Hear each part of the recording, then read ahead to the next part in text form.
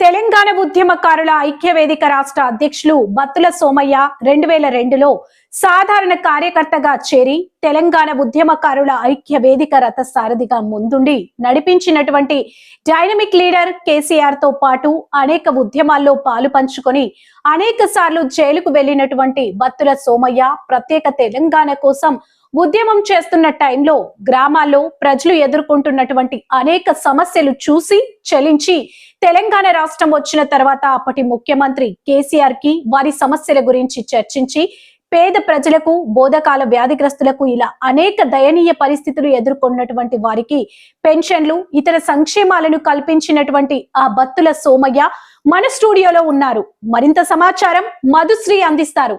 Over to you. Thank you Madhuri. Telangana ఉద్యమకారుల రాష్ట్ర ఐక్యవేదిక అధ్యక్షులు, ఖమ్మం జిల్లా వాస్తవ్యులు. 2002 నుండి తెలంగాణ